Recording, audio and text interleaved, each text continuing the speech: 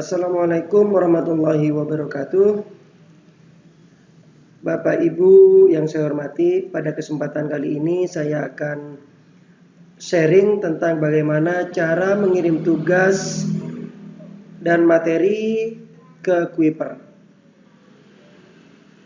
Baik, yang pertama akan masuk ke akun Kuiper kita. Baik, seperti ini.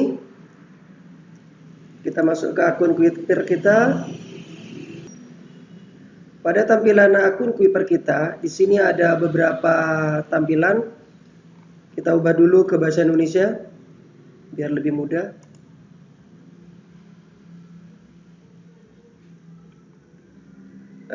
Di sini ada kurikulum dan tugas, ada tempat untuk mengirimkan materi dan tugas ke siswa.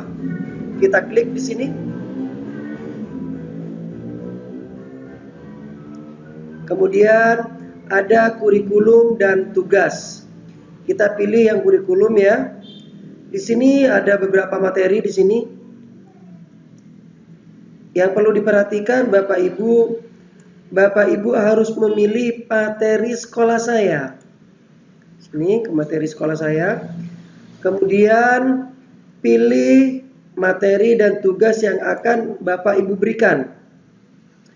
Misalnya saya ambil contoh materinya saya ya, IPA 9 Faisal Hapsi. Kita klik di sini. Klik 2 kali. Kemudian ada bab 1 di sini. Kita klik 2 kali lagi ya. Kita klik ya. Di sini ada bidang studi IPA 9 Faisal Hapsi. Di sini ada modul bab 1 sistem reproduksi pada manusia. Di sini ada topik.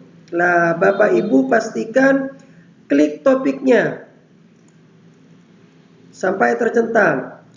Ya, jadi jika Bapak Ibu hanya ingin mengirim satu topik atau satu materi, centangnya di sini Bapak Ibu. Tapi jika ingin mengirim satu modul, centangnya di sini. Jadi perlu hati-hati ya Bapak Ibu, yang mau dikirim yang mana. Kemudian setelah tercentang, ada 2 cara. Yang pertama ke bawah, yaitu dengan buat tugas dengan topik terpilih, atau langsung klik di sini. Tugas, tapi hasilnya sama, seperti ini. Nah, kemudian yang perlu Bapak Ibu perhatikan di sini Bapak Ibu. Di sini adalah materi dan tugas yang akan Bapak Ibu pilih, yang akan dikirim. Jadi jika di sini hanya satu seperti ini, berarti yang akan Bapak Ibu kirim ke anak-anak itu satu materi atau satu topik. Tapi jika di sini sampai 2, 3, 4, berarti sekali kirim Bapak Ibu akan mengirim 4 materi atau 4 tugas ke anak-anak. Kita ambil contoh misalnya ya. Ya, saya tambah lagi ya. Misalnya saya ambil materinya Pak Abu Bakar. Nah, kita centang lagi di sini. Ya. Nih, centang di sini misalnya. Nah, ini. Maka di sini akan tampil Bapak Ibu 2 tugas. Ini yang perlu Bapak Ibu hati-hati di sini. Ada tugas pembelahan sel mitosis, ada tugas konsep gerak. Nah, jadi ini perlu diperhatikan Bapak Ibu. Dan dipastikan Bapak Ibu akan mengirim berapa topik dan tugas ke anak-anak.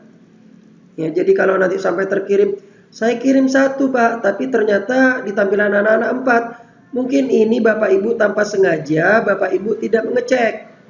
Di sini ada berapa topik yang terkirim, ada berapa tugas yang terkirim.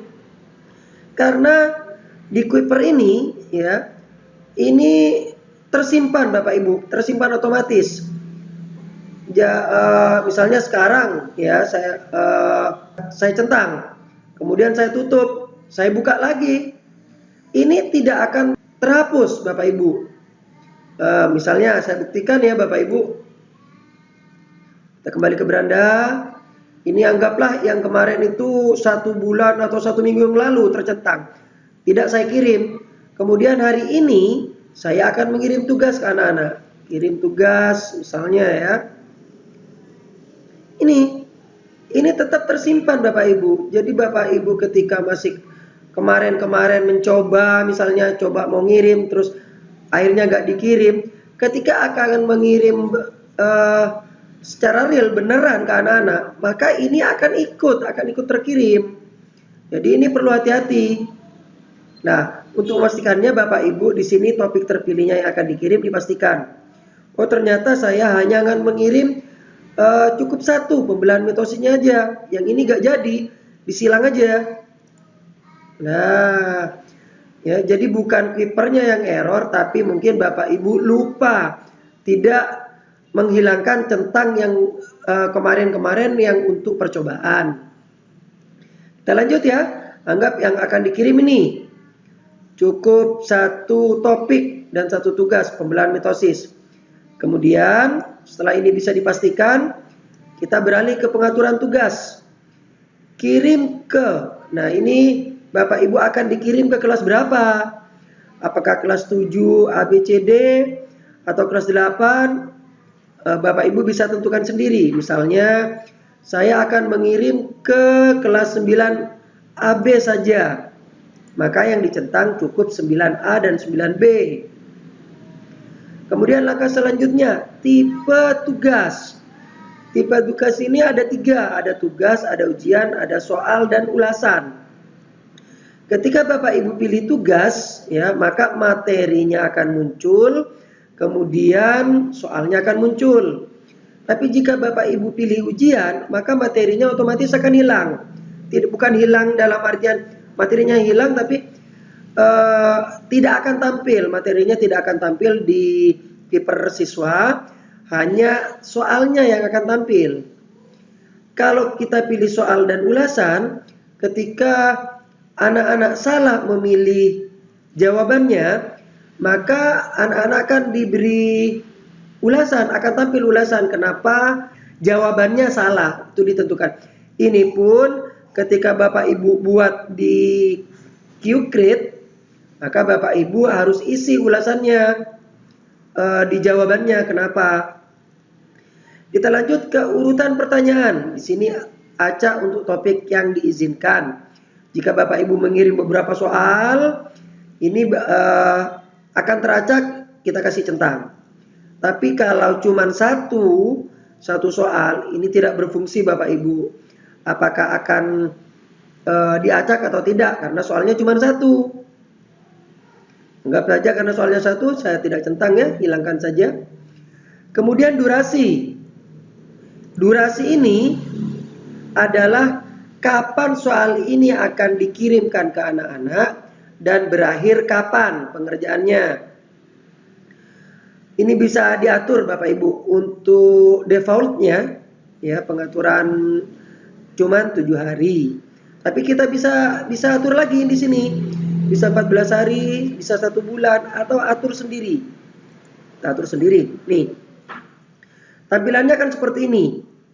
Biru pertama adalah waktu Bapak Ibu akan mengirimkan tugas ke anak-anak. Biru yang kedua adalah akhir waktu aktif untuk anak-anak mengerjakan tugas. Misal, jadwal saya masih hari Sabtu Pak, tapi saya akan kirim sekarang, bisa. Jadi Bapak Ibu tinggal klik ini ya. Hari Sabtu berakhir kapan? Misalnya berakhir hari Rabu. Kita klik. Nah, berarti meskipun kita kirim sekarang, maka tugas dan materi ke anak-anak akan terkirim secara otomatis pada hari Sabtu tanggal 25 dan di anak-anak akan berakhir tanggal 29. Tapi jangan khawatir, 29 ini tugas aktifnya di anak-anak. Setelah tanggal 29, maka tugas yang Bapak Ibu berikan akan pindah ke tugas lewat batas waktu di Kuiper anak-anak ya. Oke, kita lanjut. Berarti kita akan mengatur bahwa tugas dan materi disampaikan hari Sabtu, mohon maaf, tanggal 25, berakhir tanggal 29 hari Rabu ya. Oke, terapkan. Kemudian nama tugas. Bapak Ibu bisa mengirim nama tugasnya disesuaikan dengan materinya. Misal, tugas yang pertama bisa diberi nama tugas 1, boleh. Atau lebih spesifik lagi, tugas 1 materinya apa? Materinya pembelahan sel mitosis. Maka tugas 1 pembelahan sel mitosis di sini. Kemudian komentar. Bapak Ibu isi komentarnya. Ini opsional, artinya boleh diberi komentar, boleh tidak. Misalnya saya ingin memberi komentar, fahami materi sebelum mengerjakan soal. Bapak Ibu boleh opsional ya, boleh mengisi apa aja nih di sini, terserah Bapak Ibu. Misalnya pahami materi sebelum mengerjakan soal. Kemudian langkah terakhir yaitu kirim tugas Bapak Ibu. Nah, ketika ini diklik, maka tugas bab 1 topik pertama yaitu pembelahan sel mitosis akan terkirim ke kelas 9A dan 9B dalam bentuk atau tipe tugasnya yaitu tugas. Materi dan soal tampil ke siswa, tidak teracak, durasinya dari tanggal 25 ya sampai tanggal 29. Nama tugasnya tugas 1 pembelahan sel mitosis. Komentarnya pahami materi sebelum mengerjakan soal ya. Jadi seperti itu.